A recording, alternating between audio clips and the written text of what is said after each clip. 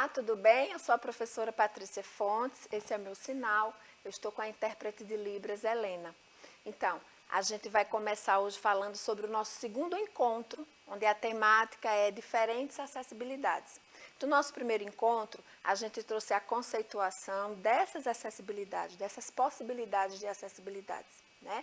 Falamos, percebemos detalhes, percebemos alguns aspectos que são indispensáveis para que a gente possa fazer transposição didática para a estruturação dos nossos planos de trabalho. E para que a gente possa de verdade perceber no nosso ambiente de trabalho aspectos que não estão sendo contemplados em relação à acessibilidade, para que a gente possa pensar sobre eles, para que a gente possa buscar de verdade alternativas.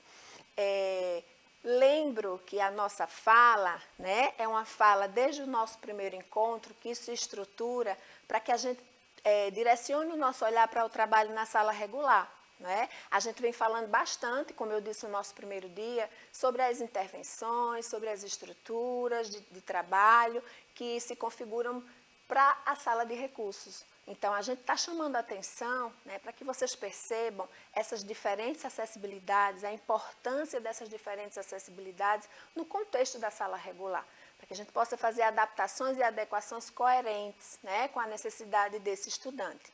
Então, a gente vai falar hoje, já que a gente já conceituou, já que a gente já identificou quais são as diferentes acessibilidades, a gente vai falar agora sobre as práticas, sobre exemplos, né, de acessibilidades. E aí a gente faz aquela reflexão, opa, o que é que está faltando?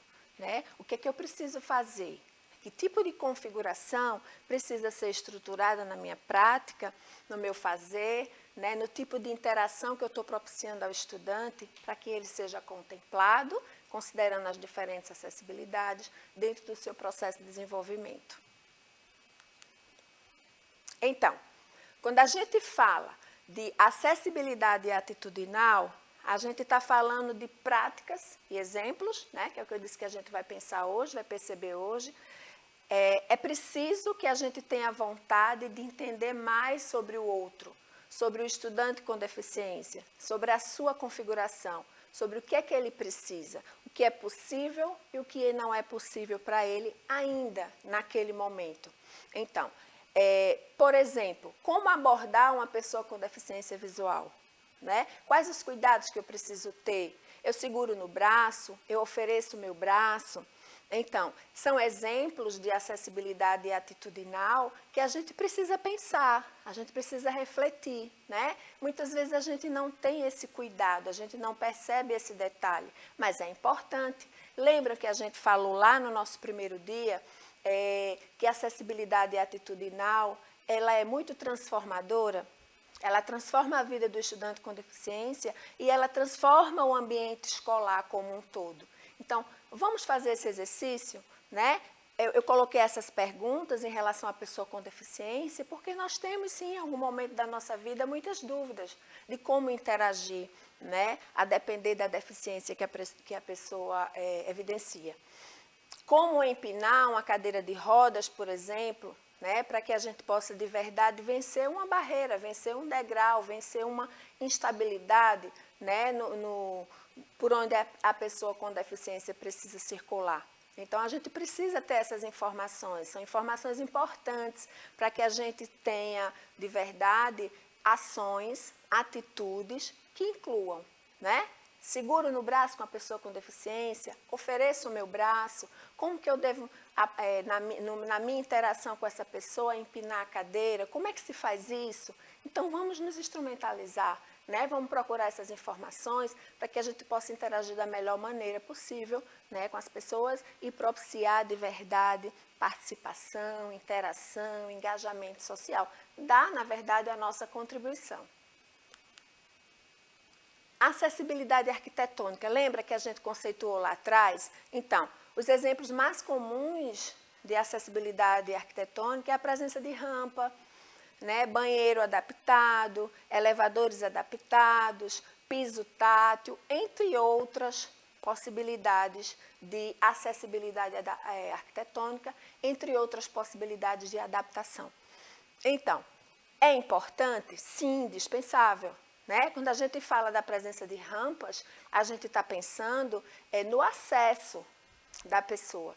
E esse acesso, ele propicia participação, ele propicia engajamento. Então, acessibilidade arquitetônica, indispensável para que as pessoas acessem os ambientes, os mais diferentes ambientes sociais. A acessibilidade metodológica, né, que nós também conceituamos lá no nosso primeiro encontro.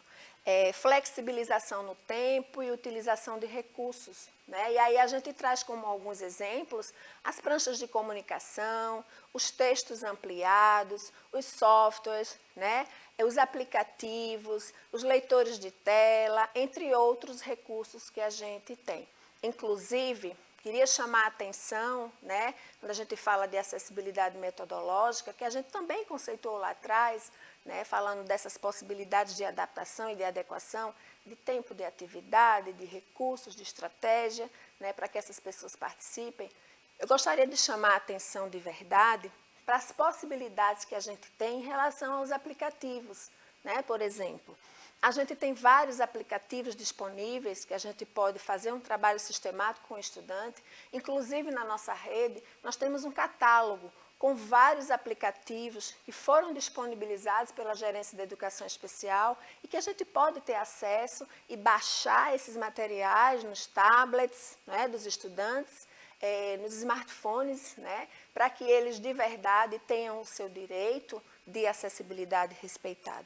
E aí a gente está dando outras possibilidades, a gente está pensando em outras possibilidades de acesso, para que eles construam habilidades, para que eles construam competências.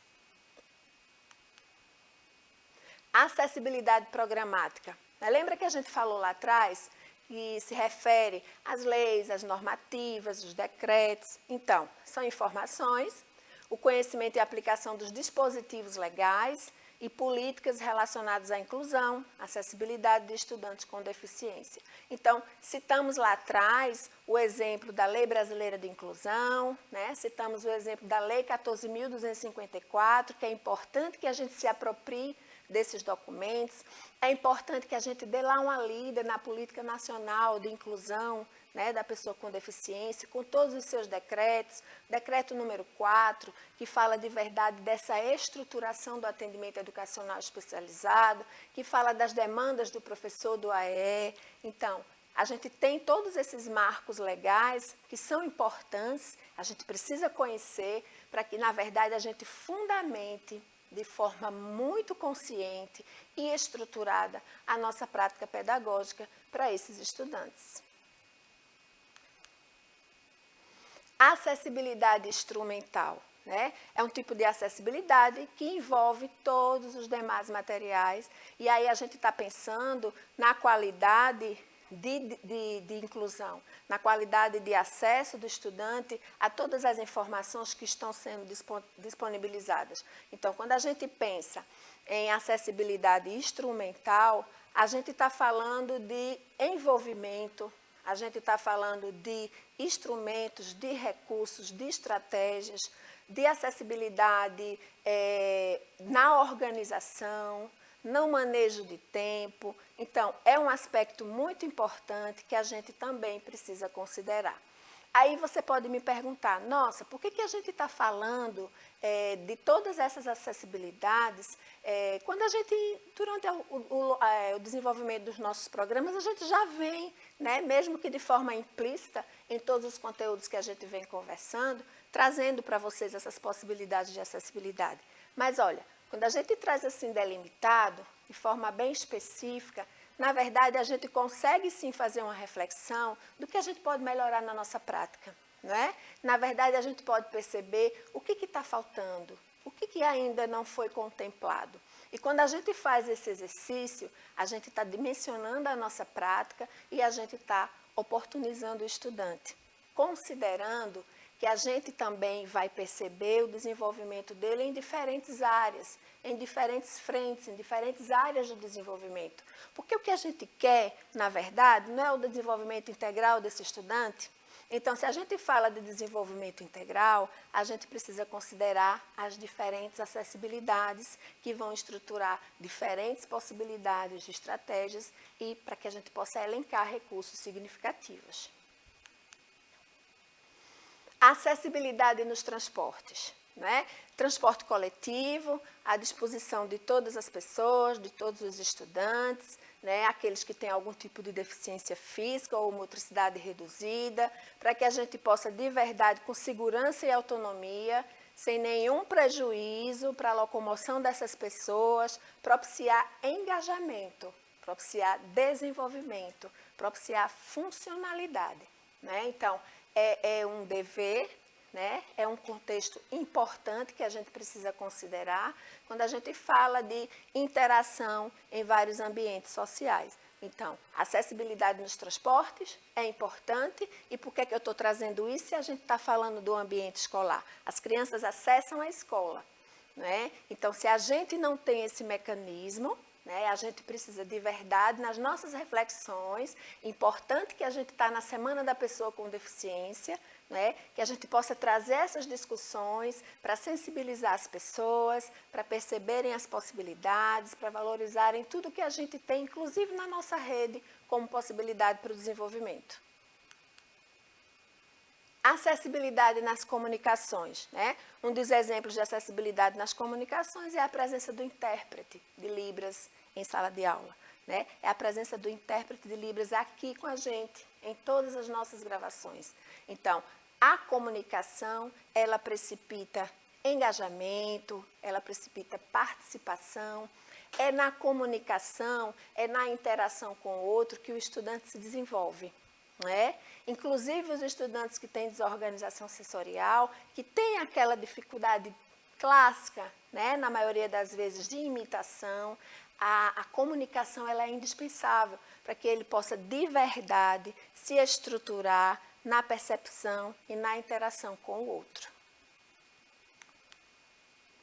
Acessibilidade digital, e aí a gente contempla, né, as questões relacionadas às tecnologias digitais da informação e comunicação, e aí a gente tem diferentes recursos e ajudas técnicas para que o estudante tenha acesso à informação e ao conhecimento.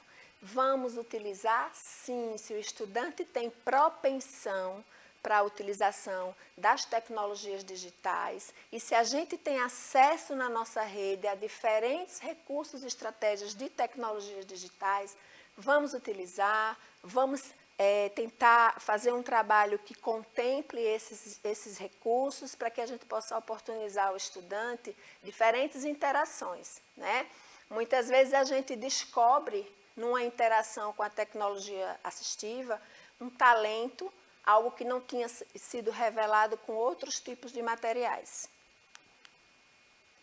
Então, espero que vocês tenham gostado, né? A gente trouxe diferentes acessibilidades, conceituamos, trouxemos exemplos, na intenção que vocês realmente consigam estruturar o plano pedagógico adaptado de vocês, o plano educacional individualizado, né, na sala de recursos multifuncionais, e quanto mais a gente fala dessas diferentes acessibilidades, mais a gente propicia interação, integração, parceria, cooperação dentro do ambiente escolar. Então, que a gente possa de verdade perceber o que a gente já tem, né? Perceber ainda o que falta, que a gente possa mobilizar o que a gente tem, porque muitas vezes está lá, mas a gente ainda não se apropriou da utilização. Então, vamos nos apropriar, vamos conversar na escola sobre essas diferentes possibilidades, porque, na verdade, a gente está dando condição para o estudante se desenvolver, funcionar, e estamos construindo aquela escola inclusiva que a gente deseja e que a gente precisa. Espero que vocês tenham gostado, aguardo vocês para o nosso próximo encontro. Tchau, tchau!